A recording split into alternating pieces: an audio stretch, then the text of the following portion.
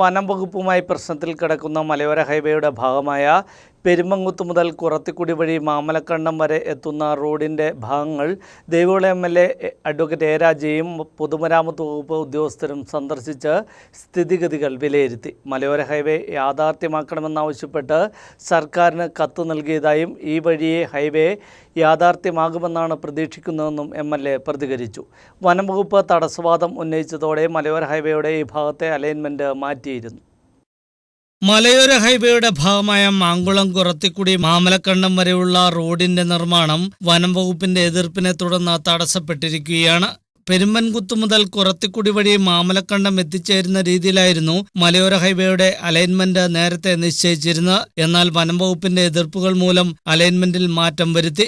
ഈ സാഹചര്യത്തിലാണ് പൊതുമരാമത്ത് വകുപ്പ് ഉദ്യോഗസ്ഥരോടൊപ്പം ദേവികുളം MLA അഡ്വക്കേറ്റ് എ രാജ സ്ഥലത്ത് സന്ദർശനം നടത്തി സ്ഥിതിഗതികൾ വിലയിരുത്തിയത്.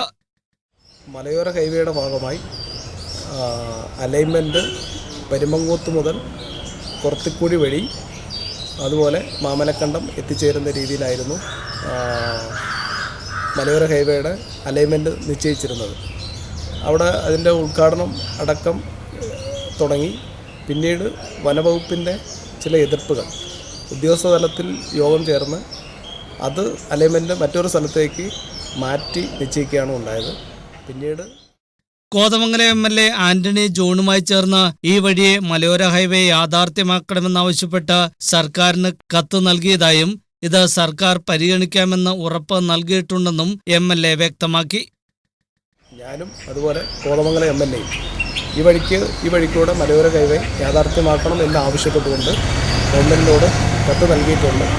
ഗവൺമെൻറ് അത് പരിഗണിക്കാം എന്നാണ് ഉറപ്പ് നൽകിയിരിക്കുന്നത്. അതോടൊപ്പം ഈ വഴിയിലൂടെ യാത്ര ഒന്ന് പരിശോധിക്കുന്നതിന് വേണ്ടിയിട്ട് ഇന്ന് ഞാനും അതുപോലെ PWD ഉദ്യോഗസ്ഥന്മാർ അടക്കമുള്ള ആളുകൾ മാങ്കുളത്ത് നിന്ന് കുറത്തിക്കുടി അതുപോലെ യാവർകുട്ടി എന്ന് പറഞ്ഞ സ്ഥലത്ത് കഴിഞ്ഞ 97-98 കാലഘട്ടത്തിൽ K. രാധാകൃഷ്ണൻ ഒരു മന്ത്രിയായി ഉള്ള സമയത്ത് അന്ന് പണിത ഒരു പാലമടക്കം ആ വഴിയിലുണ്ട്.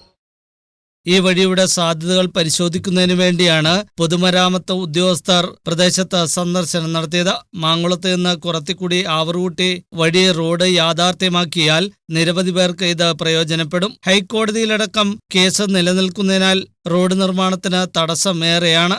എങ്കിലും മലയോര ഹൈവേ യാഥാർത്ഥ്യമാക്കാൻ സർക്കാർ നടപടി സ്വീകരിക്കുമെന്ന പ്രതീക്ഷയാണുള്ളതെന്നും MLA പറഞ്ഞു. മലയോര ഹൈവേ യാഥാർത്ഥ്യമായാൽ ജില്ലയുടെ വികസന മുഖച്ഛായ തന്നെ മാറുമെന്നാണ് വിലയിരുത്തൽ.